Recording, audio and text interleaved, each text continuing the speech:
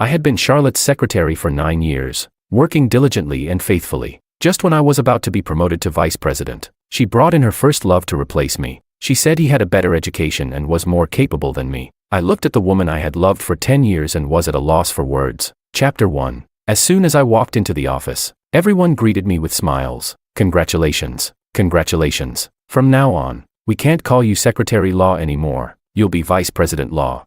The one who waited for 10 years has finally made it. Vice President Law. You'll have to take care of us from now on. Vice President Law. You should treat us to dinner tonight to celebrate. After all, we'll be working under you from now on. I looked at my colleagues' smiling faces and smiled back, saying, "It's not decided yet. It's too early to say such things." "Oh, come on. It's already decided. It's just a matter of going through the formalities." Vice President Law, you're just too modest.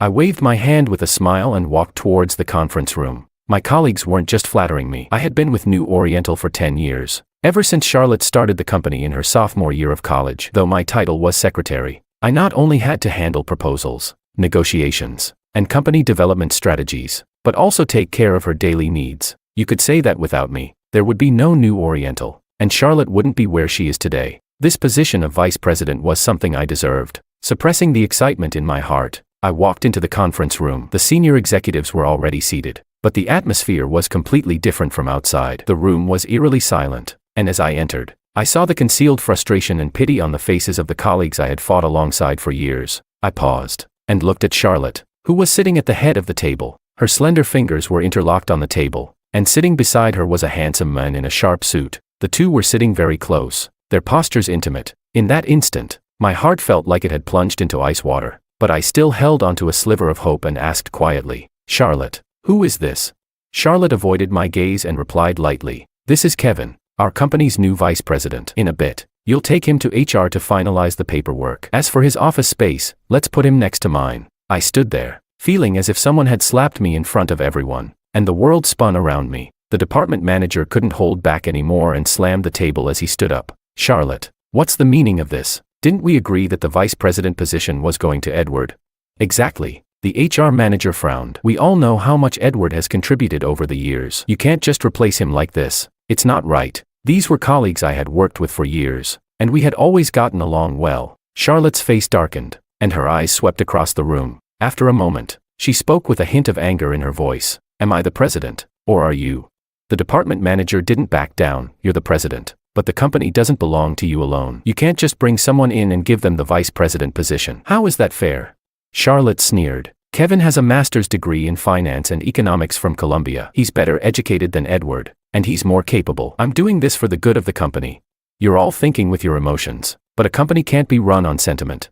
I looked at Kevin's familiar face and let out a cold laugh. "Charlotte, stop lying. All this talk is just because he's your first love, isn't it?"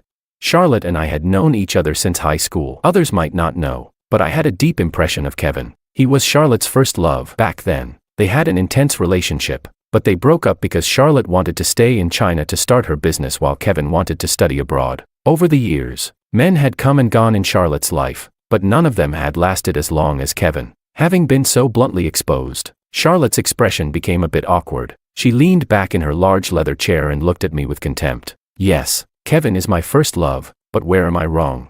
His education is better than yours, and he's more capable. Edward, you just have to accept reality." Chapter 2. The meeting ended on a sour note, with me storming out to replace me at my promotion meeting without any prior notice. I had no idea why Charlotte had to treat me like this. She could have told me in advance, but instead, she chose the most humiliating way possible. Duncan, the department manager, was someone I personally recruited. We had worked together for 7 years, and he was furious. He came over to my desk, sarcastically complaining, "I heard that Kevin caused some trouble abroad, got fired, and his reputation was ruined. He couldn't find a job, so he came crawling back here. Did you see her behavior? She doesn't care about any of us now, only fawning over her little lover. It's disgusting." Seriously, I didn't say anything, staring blankly at my desk. It was old, worn from years of use, with scratches along the edges. After 9 years at the company, I still didn't have my own office. Back then, Charlotte said space was tight, and since I was always running to her office anyway, giving me a separate office didn't make sense. It would be better to allocate it to someone else. I naively agreed. But now, Kevin got his own office the moment he arrived, complete with luxurious mahogany furniture and the most expensive high-end Mac. I finally understood. Everything else had just been an excuse. The truth was, Charlotte didn't think I was worth it. Why don't you just quit? Duncan suggested after taking a sip of water. We'll all leave with you. This company is doomed anyway. I was silent for a moment before softly replying, can you really let go? He froze, falling silent. We had been fighting side by side since the company's early days. To us, this was more than just a job. New Oriental was like a child I had raised with my own hands. I couldn't let it go. My colleagues were even more upset than I was about Kevin's appointment as vice president, especially the senior management. We had worked together for so long, and without any major conflicts of interest. Our bonds had grown strong over the years. They couldn't directly oppose Charlotte, but behind the scenes, they expressed their dissatisfaction. Kevin's work didn't go smoothly at all. Duncan, who was supposed to coordinate with him, refused to give him any important clients, only passing him trivial or particularly difficult ones. The other departments were just as uncooperative, handing over documents as if squeezing toothpaste, only when Kevin explicitly asked for them. Charlotte angrily confronted them, only to hear, I didn't know what he needed, but I gave him everything he asked for, didn't I? With no better options, Charlotte turned her attention to me. She called me into her office and said tactfully, you've worked hard over the years. Even though you're called a secretary, you've had to do everything. I looked at her, expressionless. Just say what you want. Charlotte was clearly irritated by my bluntness but held her temper. Now that Kevin's here, you won't have to be so busy anymore. You can hand over all your clients to him and focus on being a secretary. She said it lightly, as if it were nothing important. I couldn't believe it. What did you just say?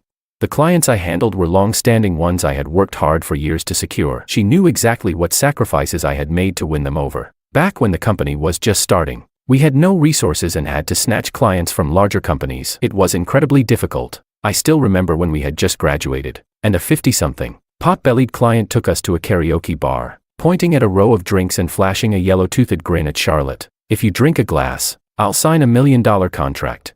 Don't say I'm not generous, this drink's worth it, right?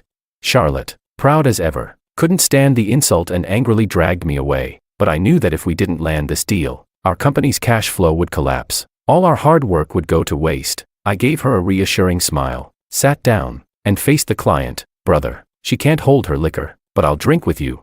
I still remember the burning taste of that whiskey. Its caramel color hit a fiery heat that seemed to ignite my insides as it traveled down to my stomach. I couldn't handle alcohol, but I downed 8 glasses that night. I ended up in the bathroom, vomiting so violently it felt like my organs were being torn apart. My face streaked with tears, but I still clung to that client, making him sign the contract on the spot. Impressed by my persistence, he gave me a thumbs up. Brother, you're tough. I've never seen anything like it.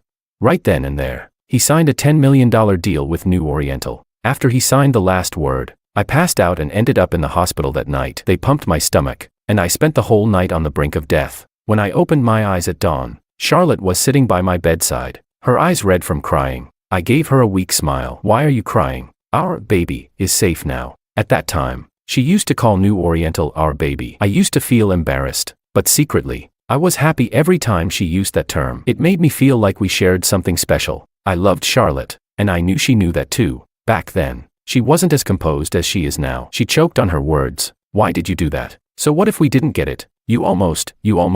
She couldn't finish. Her head dropped, her body trembling, and she whimpered. Don't scare me like that ever again. To me, it had been worth it. Because of that incident, I developed chronic stomach problems that persist to this day. After that, similar situations happened several more times. Charlotte was too young and proud back then, and I always had to step in front of her. I loved her, and I was willing to do whatever it took to protect her and our company. I was so foolish back then, thinking it was a blessing to suffer for her.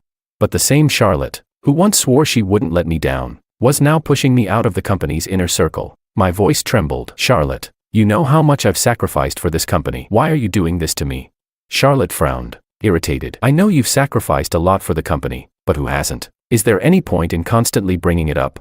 Kevin's new here, and he's still learning the ropes. Just hand over your clients to him. You're a secretary. After all, what do you need clients for? No way, I said coldly. Charlotte looked taken aback, as if she hadn't expected me to refuse. If I were you, I wouldn't make things so difficult for myself. Kevin entered the room. He walked over to Charlotte's side, sneering at me. Don't think just because you've been here longer that you can forget your place. This company belongs to Charlotte. Without her, you're nothing. He narrowed his eyes and added sarcastically, if you're smart enough to cooperate, you can keep your job. Otherwise, I'll fire you, and you'll have to pack your bags and leave. I didn't respond. I just looked at Charlotte and asked softly, Is this how you feel too? Charlotte's face remained unchanged as she said, Kevin is the vice president of the company. He has the authority to decide personnel matters. After a long pause, I nodded and said calmly, got it. I tore off my employee badge and tossed it onto Charlotte's desk. You don't have to fire me. To hell with it. I quit. Chapter 3. As soon as I stepped outside, I saw a few people eavesdropping near the door. Duncan was furious. How could he be so shameless? I'm done too. I'm leaving with you. The others looked devastated. Law. You built New Oriental from the ground up. What will we do if you leave? We can't really work under that guy who got in through the back door, can we? I forced a smile and patted Duncan on the shoulder. Let it go. You still have loans to pay off. I'll go ahead for now, but once I'm doing well, I'll bring you over. On the day I left New Oriental, it snowed. I held my things and looked back. The building was shrouded in falling snow, glowing brightly amidst the gloom. I don't know if it was the snowflakes getting in my eyes, but suddenly, my vision blurred. This was the place I had worked for 9 years. I had watched it grow from our dorm room, then to a small rental near the school, then a 2-floor storefront, and finally, a high-rise office in the city center. I still remember the day we first moved in, sitting on the empty floor, crying and laughing as we celebrated the bright future ahead. I was willing to sacrifice everything to protect it, but now, in just a few short years, I had to say goodbye. After I left, I heard that Kevin tried to assert his authority by holding a meeting, warning everyone that if they didn't cooperate with him, they would end up like me, packing up and leaving. Duncan, without giving him any face, mocked him on the spot. What kind of end? Being hired with a high salary as vice president by a bigger company.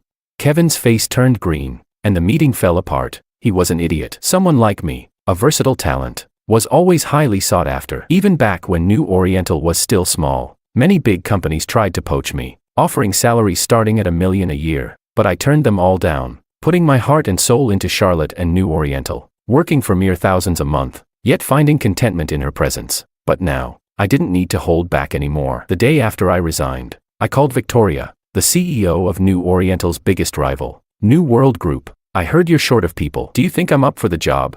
Victoria didn't hesitate. What I lack is a vice president. If you join, you can start tomorrow. She didn't make empty promises. The very next day, she personally escorted me through the paperwork and introduced me to all the departments. Edward is now New World's vice president. His words carry the same weight as mine. Over the next few days, report your work to him, and be sure to cooperate with him fully. That evening, Victoria threw a welcome party for me. I raised my glass to her and said, President Liu, it's an honor to work with everyone at New World. I look forward to a successful partnership. Victoria smiled charmingly, her eyes sparkling with mischief. No, the honor is all New World's for having you, Mr. Law. The work environment was much better than I had anticipated, and I finally had my own spacious office. No one at New World gave me trouble for coming from New Oriental. In fact, I had a decent reputation in the industry, and they were already aware of my abilities. Everything was going smoothly, even beyond my expectations, until I received my first major project. When I opened the file, I was stunned.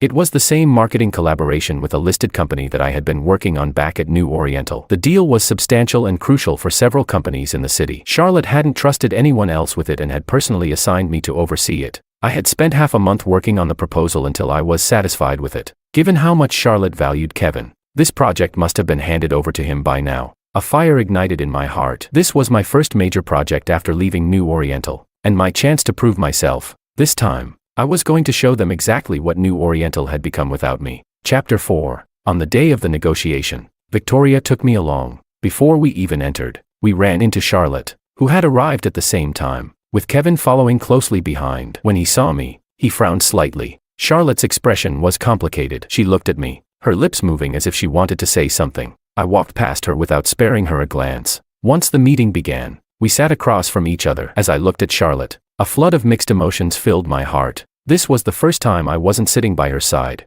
and I never expected to be sitting across from her. Fate sure has a twisted sense of humor. The project lead adjusted his glasses and said, This project is very important to us, and we appreciate you all being here. Why don't we start by having each of you present your proposals, and we'll make a decision after that. Kevin eagerly stood up, picked up the proposal, and began his presentation. New Oriental has a strong advantage in precision marketing. You can see here our previous successful cases, including the campaign we did for Jingy Catering. In just 6 months, their market share, ad spend, and sales all significantly increased, along with several other. I kept a blank expression as I listened. These were all cases I had worked on, and it was shameless of him to present them as his own. But as he went on, Something didn't feel right. The content of New Oriental's proposal sounded more and more familiar. This was the proposal I had written before I left.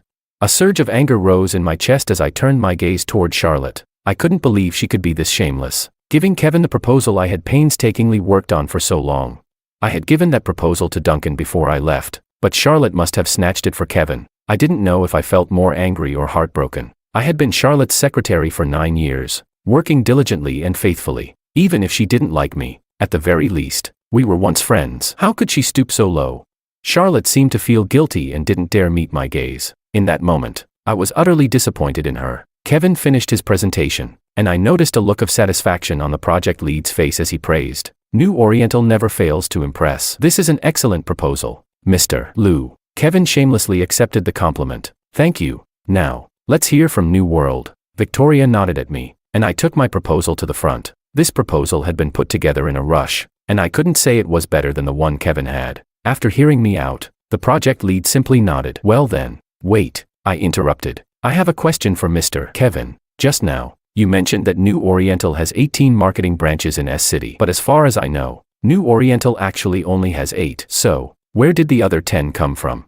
This was a mistake I had made when I originally wrote the proposal, accidentally inputting the wrong number. But after I left, no one had corrected it. Kevin froze, flipping through the proposal in panic under the project lead's scrutinizing gaze. The more flustered he became, the harder it was for him to find the data. After all, this wasn't his work. He was just parroting what was written. I let out a cold laugh. Can't you remember the data from your own proposal? Or are you deliberately exaggerating to deceive us into this project?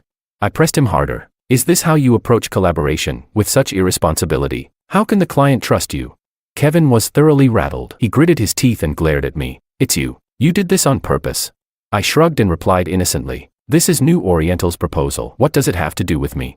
The project lead frowned. Falsifying data was a serious issue in the business world. He spoke sternly. Mr. Liu, what exactly is going on here?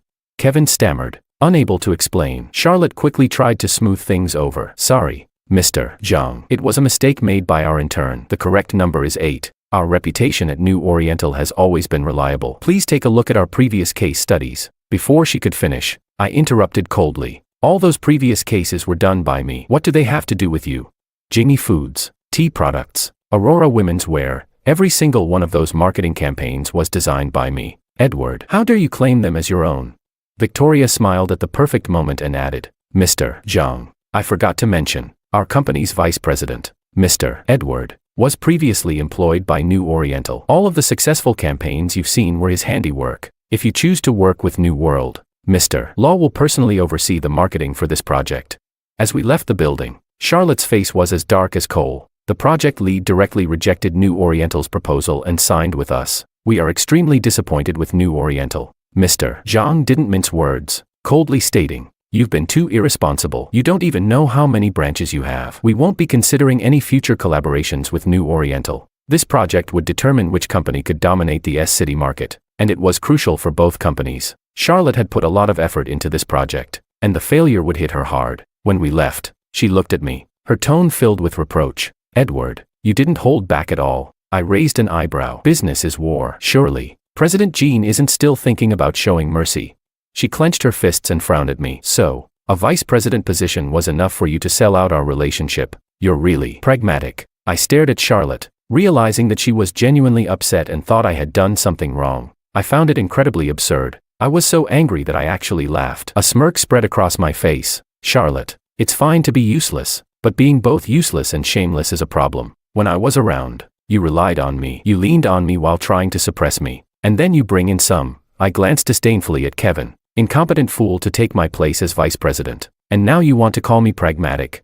You disgust me. I wiped the smile off my face and enunciated each word slowly. Charlotte's face turned pale, and she opened her mouth but couldn't say anything. She looked at me in disbelief, as if she couldn't comprehend how the men who had always stood by her side could suddenly turn against her. I didn't look back at her again and walked away. From the day she let Kevin push me out of New Oriental, my last shred of feeling for her had been completely wiped away. These past 10 years have been nothing but a dream. Now that I've woken up, it's time to move on with my life. Chapter 5. A while later, Duncan called me, complaining, I'm really at my wit's end with Kevin. Wasn't he supposed to be some Columbia graduate, a top student? Why does he seem like an idiot to me? He put together a proposal full of holes. and the numbers don't even add up. He didn't let us review it, like he was scared we'd steal it. The client saw the proposal and was furious, refusing to sign the contract. I spent nearly 6 months working on that deal, and this guy ruined it. He's such a jinx. Duncan took a sip of water and continued, "You have no idea. In the last few months, he's offended almost all of our clients. The company's performance has dropped by more than 40%.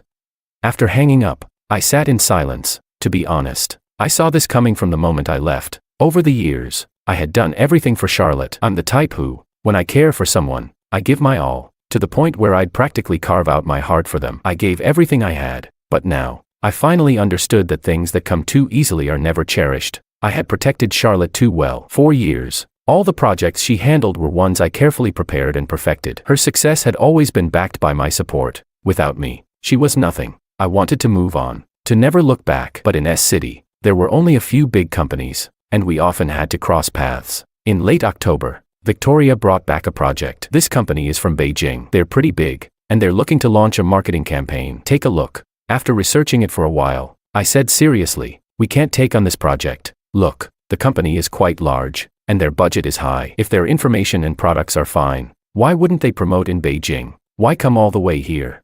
To put it bluntly, our market here isn't on the same level as Beijing's. You should investigate their products. I suspect something's wrong. A few days later, Victoria returned with a serious expression. You were right. I had someone look into it. Their previous products had issues, and this company is just a shell trying to clear out substandard stock. If it weren't for your vigilance, we would have been screwed.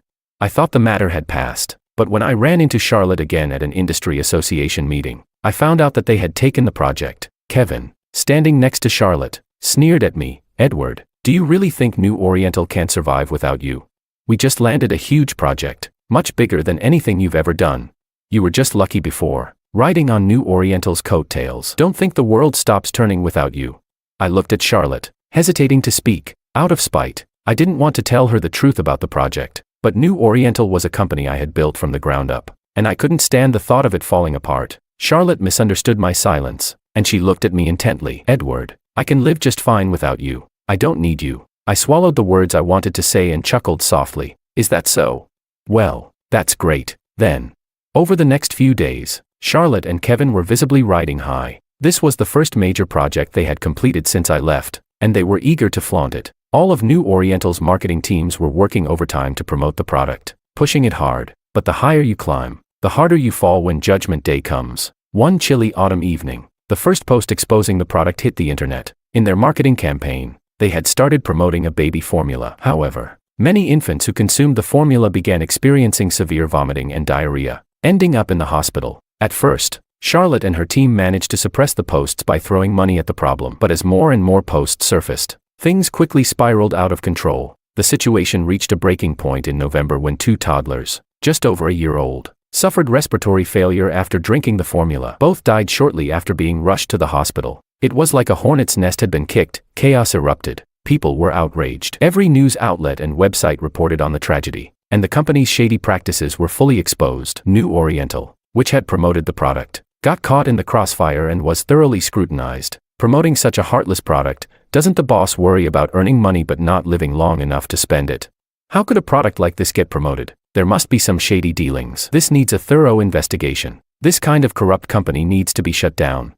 In no time, New Oriental became the target of public outrage. Most of the clients Kevin had alienated during his tenure had already left, with some of them following me to New World. The few that remained quickly terminated their contracts after this scandal, unwilling to risk further association. Charlotte was in a complete panic, begging anyone she could for help, but to no avail. Just when I thought New Oriental was about to learn a harsh lesson, Duncan suddenly came to me. In just a few days, he looked much more worn out, with dark circles so deep I feared he might collapse on the spot. I was taken aback. It can't be that bad, can it? Is the situation really that serious?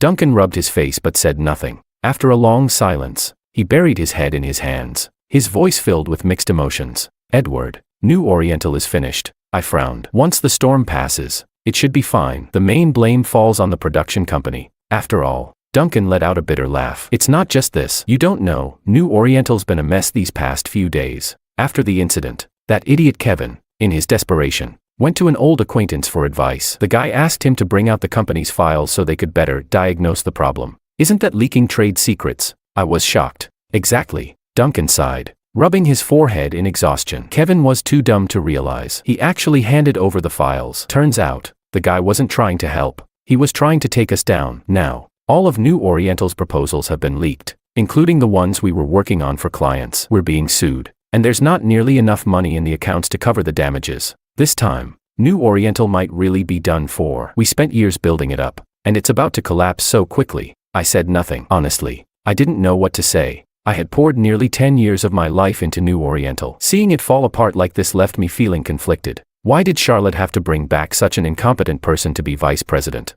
Duncan looked baffled. I thought she liked Kevin, but they don't seem to be together. Last time, Kevin asked her out for dinner, and she didn't even go. I don't know. I shook my head. I would never understand what Charlotte was thinking. And now, there was no need to. As we were eating, Duncan suddenly got a video call. When he answered, chaos erupted on the other end, with people shouting so loudly that we could barely hear them. What's going on? Duncan was confused. What's all this noise? Manager Law. The new intern sounded like they were about to cry. The police came to take Vice President Kevin. They said he leaked trade secrets and is being sued. The whole company's in chaos. Please come back. I looked at the screen, seeing New Oriental's office packed with angry clients, some of whom I recognized. They were all shouting at Kevin, spitting venomous words. We entrusted you with our product details for marketing under a confidentiality agreement. And now this. What's the meaning of this? Yeah, us too. You promised there would be no leaks. Where's Secretary Law? Nothing like this ever happened when Law was here. The moment you showed up, our product details were leaked everywhere. What's wrong with you people at New Oriental? Kevin's face was ashen. Panicking, he stammered. I didn't know he was a scammer. How can you blame me? You should be going after him. He kept repeating those same two sentences like a broken record, but the clients were quickly losing patience. Don't give us that crap. We gave the information to you, not him. Why would we go after him? You can explain it to the police. Let's see how well that excuse holds up. With that, the clients started dragging him away. Kevin, terrified, reached out to Charlotte. Charlotte, save me. I did all of this for you, for the company. Buffed. The HR manager sneered. Shameless. You've nearly run this company into the ground, and now you want us to save you. Our small temple can't handle a god like you. Get lost already. Kevin looked around in desperation, only to find that everyone was staring coldly at him. The once thriving company was now in shambles, and everyone was on the verge of losing their jobs. Who could still look kindly upon him? Charlotte, he begged, his voice trembling, but Charlotte merely glanced at him, her eyes filled with disgust. Kevin froze for a moment before being dragged away. Chapter 6. I didn't have to go out of my way to find out what happened next. The news spread quickly throughout the companies in the city. Every business took New Oriental's downfall as a lesson, launching internal reviews and confidentiality training to prevent a similar disaster. In the end, New Oriental couldn't be saved. The compensation was too much, and the company's finances couldn't hold up. Even after Charlotte poured her own money into the company, it was impossible to turn the tide. Eventually, New Oriental was sold off at a rock-bottom price. Everything Charlotte had painstakingly built over the years was finally gone. Kevin was sentenced to 3 years in prison for leaking trade secrets. Before going in, I heard he was still shouting that it wasn't his fault, but no one paid attention to him. Not even Charlotte visited him again. I took a day off from work, unsure of what I was doing, and just wandered down the streets aimlessly. Before I realized it, I found myself standing in front of New Oriental's now dark and empty building. The sign had been removed, leaving the facade bare. The lights were still on inside, but it felt hollow without the New Oriental logo. I didn't even know how, but I had ended up here again. It was a cold, gray winter evening. The wind howled, biting into my skin, and the sky loomed dark and heavy above. It was the same kind of weather as the day I left New Oriental, but now, there were no bright lights to greet me. I stood at the edge of the street, hands in my pockets, staring at the building until my eyes began to ache. From the age of 20 to 29, I had poured my entire youth into this company. I watched it grow, from a joke shared among a few college students into a billion-dollar enterprise. It had once been my dream, something I believed in, something I was willing to dedicate my entire life to. I never thought I would witness its collapse so soon. I blew warm air onto my freezing hands and ducked into a small wonton shop nearby. The shop was tiny and tucked away in a quiet corner of the street. Few knew about it, and most of the customers were regulars. The owner recognized me and wiped down a table, greeting me with a warm smile. Long time no see. You've been busy with work lately. I opened my mouth to reply, but only managed, yeah, really busy. Still want the mild spice? I nodded and sat down at one of the greasy, worn tables. No matter how much they tried to clean, they could never seem to get the table spotless. But the food here was always fantastic. In the early years, when Charlotte and I were just starting out and money was tight, we used to come here. We'd order a few skewers and share a couple of beers. She couldn't hold her liquor, and after one bottle, her face would turn red, and she'd start talking nonsense. When we ring the bell on NASDAQ, we'll do it together. I laughed at her back then. Ringing the bell? You're more like the bell yourself. We don't even have any clients yet. She would just laugh, her eyes shimmering in the dim light from the cheap incandescent bulb. Once we ring the bell, we'll. The shop was too noisy, and her voice was too soft. I couldn't catch the rest. We'll do what? But she didn't finish. She just smiled. It hadn't even been that many years. Now, I sat alone in the same spot, drinking beer, my heart heavy with a mix of bitterness and sorrow. How had things ended up like this? The door curtain rustled as someone came in, bringing with them a gust of cold wind. The person sat across from me. The shop owner chuckled. You two used to always come together. Then you started coming in alone. I thought you'd broken up, but here you are again. That's nice. Charlotte didn't correct him. Boss, bring us a case of beer, right away. She sat down as if nothing had happened, picking up the beer I had placed on the table and taking a sip. The icy liquid, full of carbonation, made her frown tightly. I couldn't resist a jab. What's wrong? President Jean had too much fine liquor to handle plain beer now. Charlotte didn't answer. After a long silence, she lowered her head and spoke softly. Edward, do you think I'm useless? That I'm a complete failure? I let out a cold laugh. Is that even a question? She forced a bitter smile. New Oriental is gone. I couldn't save it. I sold it. I know. I always thought that even without you, I could make it. Her voice was quiet, filled with a sadness I had never heard before. I thought I didn't need your protection anymore. I took a sip of my beer, trying to swallow down the bitterness in my heart. I had ordered quite a few skewers, but Charlotte didn't touch any of them. She just kept drinking. She was always a lightweight, and she was drinking fast. Soon, her eyes were clouded with drunkenness. For a moment, in her tired face, with her perfect makeup slightly smudged, I saw a glimpse of the young Charlotte who used to wear a simple white t-shirt, always talking about taking the company public. That Charlotte had long disappeared. Now, this Charlotte was far from ringing any bells. She was more likely to bury me at this point. I could only see the faint shadow of the person she used to be, brought out by the alcohol. Edward, do you know why I brought Kevin back to be vice president? I thought for a moment. You felt threatened by me, didn't you? It was something I had figured out later. We were both adults. No one still believed in those fairy tales about first love or unforgettable romances. Even if she did have feelings for Kevin, she wouldn't have jeopardized the company over something like that. She must have thought that my influence in the company had grown too strong, threatening her position as CEO. That's why she pushed me out. In the adult world, it's always about self-interest, isn't it? Charlotte laughed, but it was more painful than crying. No, it wasn't that. I just wanted to prove to you that I, Charlotte, could stand on my own without your protection. Do you remember the time you were forced to drink? How could I forget?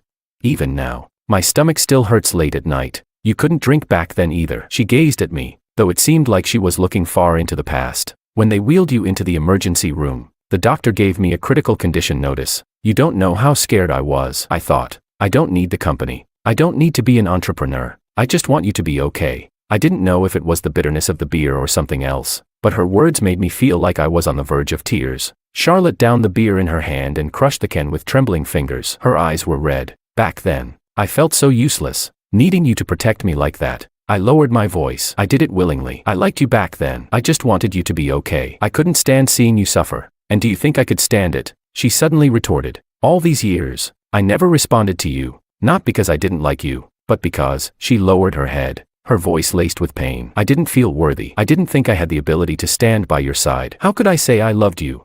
I kept pushing myself, thinking that one day I'd be able to lighten your load, to help you. She choked up, her voice breaking. I just didn't want you to have to shield me anymore. She was almost 30 now, wearing an expensive Chanel suit, yet sitting in a roadside food stall, sobbing uncontrollably. I took another sip of beer, feeling the cold liquid spread warmth through my stomach. After a while, I spoke. Don't make it sound so noble. You might have had a bit of that in mind, but wasn't your ambition the real driving force? Charlotte, I know you too well. You're too proud of a woman. You couldn't stand being outshone by me, always standing in my shadow. That's why you pushed me out. Even if it wasn't Kevin, it would have been someone else. There was no place for me in New Oriental anymore. Charlotte fell silent, not saying another word. I finished my last bottle of beer and stood up. Boss, she's paying. The owner smiled. Got it. I picked up my coat and lifted the curtain at the door. Outside, it had started snowing. Large flakes danced in the wind, glowing softly under the streetlight's warm yellow light. Behind me, Charlotte called out to me, her voice trembling. Edward, If I said I knew I was wrong, would you come back? I didn't answer. I let the curtain fall behind me and walked into the snowstorm. Chapter 7. In late January, just as I was preparing to resign, Duncan called me. His voice was tired and carried an inexplicable weight. Charlotte was in a car accident. Is it serious? I gripped the cup in my hand tightly. Duncan was silent for a long time before he quietly said, "She's lost a leg. They had to amputate. Her fingers were severed too, although they reattached them. The doctor said she'll likely only be able to perform light activities in the future. She won't be able to carry anything heavy." My mind went blank, and I asked, dazed, "How did this happen?" "She went out drinking, then drove on the highway. She was drunk and crashed," Duncan said somberly. "New Oriental is gone. She's probably the one taking it the hardest. If you have time, maybe you should go see her." After hanging up the phone, I still couldn't believe it. I sat at my desk for the rest of the afternoon, unable to focus. Every time I closed my eyes, all I could picture was Charlotte's face covered in blood. For someone as proud as her, being disabled for life, how would she ever accept that?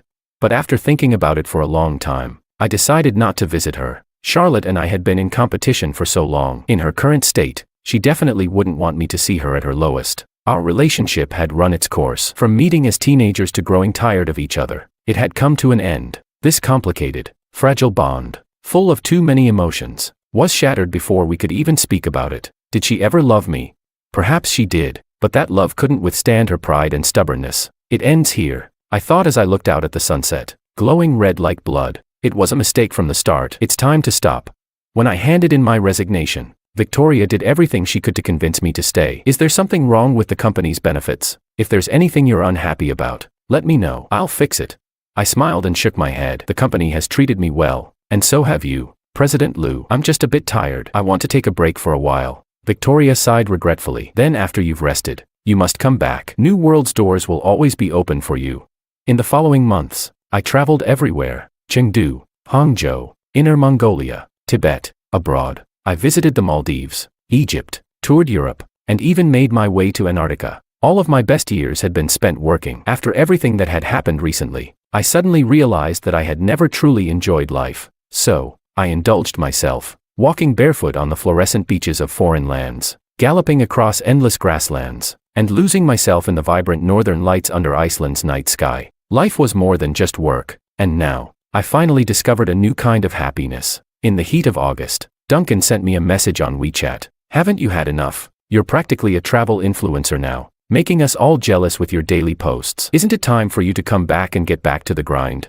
I laughed and teased, "You lost your job, but you're still itching to work like a wage slave. You're incorrigible." Duncan chuckled. "Damn right. So, when are you coming back? The guys are all waiting to start over with you."